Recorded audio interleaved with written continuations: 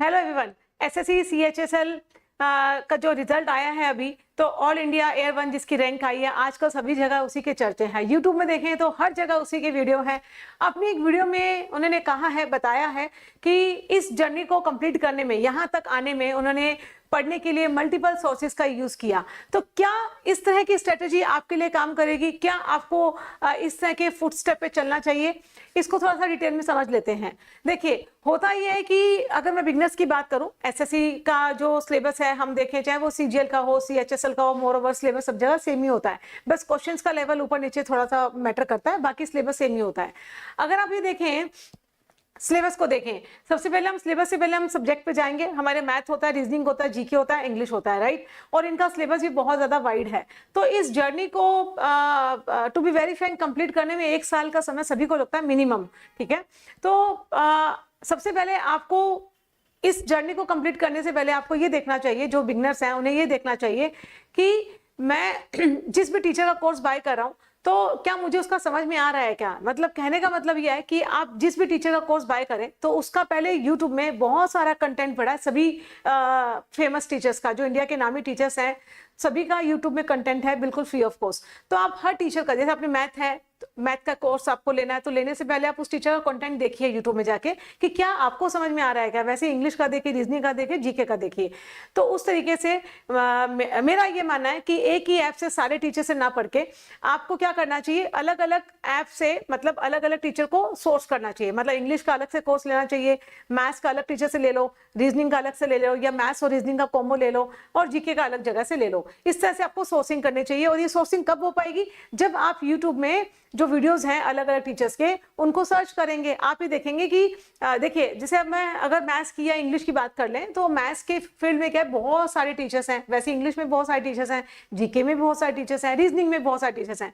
तो आपको क्या करना है, आप एक एक दो दो वीडियोस सभी टीचर्स के देखें पहले, और आप ये देखें आपको किस टीचर का समझ में आ रहा है। तो फाइनल एक डिसीजन बनाएं कि यस, मुझे रीजनिंग इस टीचर की समझ में आ रही है, तो मैं बिल्कुल श्योर हूं कि मुझे ऑनलाइन कोर्स या आपको जो पढ़ना है उस टीचर का ही पढ़ना है, राइट। इसी तरह से आप मैथ में चूज करिए, सेम चीज है इंग्लिश में और सेम जीके में। आपने जब पहले आपने कोर्स जब फाइनल कर लिया कि मुझे इन टीचर्स का लेना, तो पहले आप कोर्स बाय कर लीजिए। फर्स्ट आपने जब कोर्स बाय कर लिया, अब आपके पास में प्रॉपर मटेरियल आ गया पढ़ने के लिए, और आप बिल्कुल कंसिस्टेंट रहिए अब कि मुझे इन्हीं टीचर्स के थ्रू पढ़ना है। अपना दिमाग यहाँ वहाँ मत दौड़ाइए, फालतू की वीडियोस मत देखिए यूट्यूब में कि मैं इस टीचर से ही पढ़ लेता हूँ, अच्छा मैं इस टीचर से ही पढ़ लेता हूँ। फिर आप बिल्कुल ना अपने पास से डाइवर्स हो जाएंगे, क्योंकि कोर्स बहुत ज्यादा पढ़ने के लिए और सब्जेक्ट भी बहुत सारे हैं। तो आप कंसिस्टेंट रहिए एक ही टीचर पर। आपने जिस टीचर से कोर्स ले लिया, उस टीचर पे कंप्लीटली फेथ करिए कि हाँ, मैंने इस टीचर से लिया है और मुझे अब इस टीचर से ही पढ़ना है, ठीक है। तो आप उस टीचर को फॉलो करिए, वो जैसे पढ़ाता है उसको पढ़िए अच्छे से, क्योंकि सभी टीचर्स इक्वल होते हैं, सभी अच्छा पढ़ाते हैं। कोई अगर टीचर बना है तो उसके पास में 10, 15, 20 साल का एक्सपीरियंस है बच्चे, तभी उसने अपना ऑनलाइन कोर्स भी रिकॉर्ड किया है। तो फेथ करिए अपने टीचर पे। और उसके बाद में ये जरूरी नहीं है, जैसे मान लो मैंने किसी टीचर का कोर्स लिया, हाँ, तो हर सब्जेक्ट में, अगर हम सब्जेक्ट वाइज बात करें, मान लो इंग्लिश की बात करें, इंग्लिश में मान लो 9 पार्ट ऑफ स्पीच है हमारी, ठीक है। फिर हमारा कॉम्प्रिहेंशन वाला पार्ट आता है, फिर हमारी वोकैब आती है। तो जरूरी नहीं है 9 पार्ट ऑफ स्पीच आपने किसी टीचर का लिया तो उसके आपको समझ में आए। हो सकता है आपको 7 चीजें समझ में आई, ठीक है। आपको 8वां और 9वां जो चैप्टर है वो जिस टीचर का आपने कोर्स बाय किया था वो समझ में नहीं आया हो। और सेम चीज मैथ में भी अप्लाई होती है, सेम रीजनिंग में और जीके में भी। तो आपको एक एक दो दो टॉपिक जो आपने कोर्स बाय किया है, उसमें अगर समझ में भी नहीं आ रहा तो घबराने की जरूरत नहीं है। यूट्यूब में पूरा कंटेंट फ्री पड़ा है, आप जाइए आराम से 2-3 टीचर को और सर्च करिए, और 1-2 टॉपिक्स जो आपके रह गए हैं, जो आपको कम समझ में आए हैं, आप यूट्यूब से कर लीजिए। कहने का मतलब यह है कि आपको कोर्स बहुत सारे बाय नहीं करने, सिर्फ एक कोर्स बाय करिए, उस पर कंसिस्टेंट रहिए। अपने टीचर जिसका आपने कोर्स लिया है उस पर फेथ करिए, और कोर्स जो आपको बाय करना है, जिसका चुनाव आपको करना है, वो बहुत सोच समझ के करिए, क्योंकि हर बच्चे की अपनी जर्नी होती है। जरूरी नहीं है कि कोई एक बच्चा किसी टीचर से पढ़ा है तो आपको भी उसको फॉलो करना है, ये जरूरी नहीं है। आप पहले उसका कंटेंट देखिए यूट्यूब में, और पढ़ के खुद देखिए कि आपको समझ में आ रहा है क्या, ठीक है। और कोर्स जो बाय करना है ये आपका खुद का पर्सनल डिसीजन होगा। तो ये डिसीजन के बाद में आपको कोर्स जो आपने लिया उस पर पूरा टीचर पे फेथ करिए, और 1-2 टॉपिक्स आपको नहीं समझ में आए, घबराने की जरूरत नहीं है, यूट्यूब से आप पढ़ लीजिए, यूट्यूब में सारा कंटेंट है। फिर आपने जब पढ़ लिया तो इस जर्नी को करने में आपको कम से कम 4 से 5 महीने का समय लगेगा जो आपको लगाना है। 5 महीने हो गए अब आपके, तो अब आप 4 से 5 महीने के बाद जब आपका सारा कोर्स हो गया, आपका मैथ का, रीजनिंग का, जीके का, इंग्लिश का सारा कोर्स आपने कर लिया अच्छे से, अब आप क्या करिए, मॉक टेस्ट पे उतरिए। ठीक है, आपको लगे 70% सिलेबस मेरा हो गया, तब आप मॉक टेस्ट पे आ जाइए। ठीक है, आप जब आप मॉक टेस्ट देंगे तो मॉक टेस्ट में आप खुद को एनालिसिस करेंगे कि कहाँ पे आप स्टैंड करते हैं, आपके कितने क्वेश्चन सही हो रहे हैं। ठीक है, और इसी तरीके से मॉक टेस्ट में आप क्या करिए, जो क्वेश्चंस आपके गलत होते हैं तो आप क्या करिए, एक अलग से रजिस्टर बनाइए एरर का।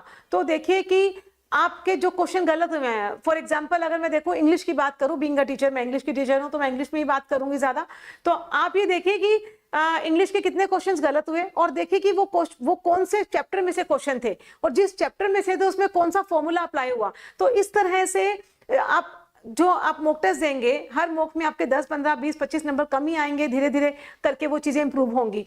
तो आप उन क्वेश्चंस को अलग से लिखिए और देखिए और डिटेल में लिखिए कि ये क्वेश्चन इस चैप्टर में से था, इसमें ये फॉर्मूला अप्लाई हुआ।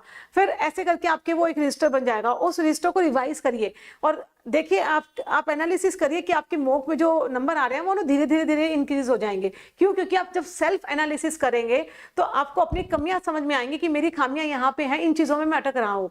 तो वो चीजों को आप इंप्रूव करिए, एक अलग से रजिस्टर बनाइए एरर का और उन एरर को बार बार रिवाइज करिए। उसके बाद में आपको क्या करना है, सबसे इंपॉर्टेंट PYQS। ठीक है, जो प्रीवियस ईयर के क्वेश्चन होते हैं, क्योंकि SSC is all about PYQS। Previous year के क्वेश्चन आते ही आते हैं, ये नहीं है कि एज इट इज क्वेश्चन आ जाते हैं, फॉर्मूला वही होते हैं, कंसेप्ट वही होता है, बस लैंग्वेज चेंज हो जाती है, राइट।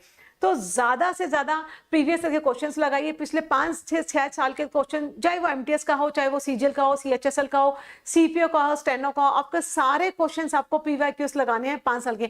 आप ये मत सोचिए कि मैं तो CGL दे रहा हूँ या मैं CHSL दे रहा हूँ या दे रही हूँ तो मैं MTS की क्यों लगाऊं। सभी पेपर के आपको पिछले 5 सालों में SSC ने जितने पेपर कंडक्ट करवाए हैं सारे PYQS आपको लगाने हैं।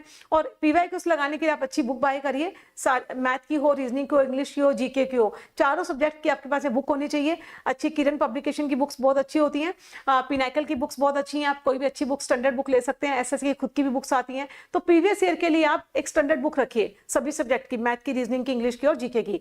तो प्रीवियस ईयर के क्वेश्चन आप लगाइए, मॉक टेस्ट लगाइए। पहले अपना, आप दोबारा इसको समझ लेते हैं। सबसे पहले आपको क्या करना है, कोर्स लेना है। कोर्स लेने के लिए आपको दिमाग से अपना दिमाग अपना यूज करना है। आप देखेंगे कि आपको किस टीचर का समझ में आ रहा है। कोर्स बहुत सोच समझ के लेना है, एक ही कोर्स बाय करिए, 3-4 कोर्स बाय कर लेंगे। आप सोचिए कि अगर मैं मैथ की बात करूं तो मैथ में 200 वीडियोस होते हैं, 200-250 के लगभग। अगर मान लो आपने 3 टीचर्स के कोर्सेज ले लिए, आपके पास में 750 के आसपास वीडियोस हो जाएंगे। क्या आपको ये लगता है कि will you be able to complete this 750 videos in a year? नहीं हो पाएगा, बड़ा मुश्किल है। तो rather than spending too much money कि आप 2-3 कोर्स बाय करें, उसकी जगह एक ही कोर्स बाय करिए और एक कोर्स को अच्छे से कंप्लीट फेथ के साथ में पूरा कंप्लीट करिए। तो पहले सबसे पहले कोर्स कंप्लीट करना है 4 से 5 महीने के अंदर। उसके बाद में आपको मॉक टेस्ट लगाने हैं। मॉक के साथ साथ आपको क्या करना है, प्रीवियस ईयर के क्वेश्चंस लगाने हैं जो आप बुक से लगाएंगे। जिस दिन आप कोर्स बाय करें उसके कुछ समय बाद आप अपनी बुक्स भी मंगवा लीजिए। ठीक है, अच्छी स्टैंडर्ड बुक्स मंगवाइए, इंग्लिश की, मैथ की, रीजनिंग की, जीके की, सारी बुक्स आपके पास में होनी चाहिए। बुक्स से अच्छे से स्टडी करिए और इसके अलावा आप ये बेस्ट स्ट्रेटजी होती है। और अपने आप को समय दीजिए, अपनी स्टडी को समय दीजिए, कंसिस्टेंट रहिए, परसिस्टेंस रहिए और लास्ट में आप देखेंगे कि आपने जर्नी जहां 0 से शुरू की थी अब आप बिल्कुल हाई पे आ गए हैं। ठीक है, दिस इज द की। और ये सबकी अपनी पर्सनल जर्नी होती है, किसी को देख के कोर्स बाय ना करें। अपना खुद का देखें कि मुझे किस टीचर का समझ में आ रहा है। सभी टीचर अच्छे होते हैं, सभी अच्छा कोर्स पढ़ाते हैं। टीचर ऐसे ही नहीं बनते हैं, बहुत ज्यादा उनको एक्सपीरियंस होता है तभी वो टीचर बने हैं। सो आज वीडियो में इतना ही रखेंगे। आप क्या सोचते हैं, आपके क्या व्यूज हैं, ठीक है, इस चीज को लेके, तो आप कमेंट बॉक्स में कमेंट कर सकते हैं। Thank you everyone, thank you so much.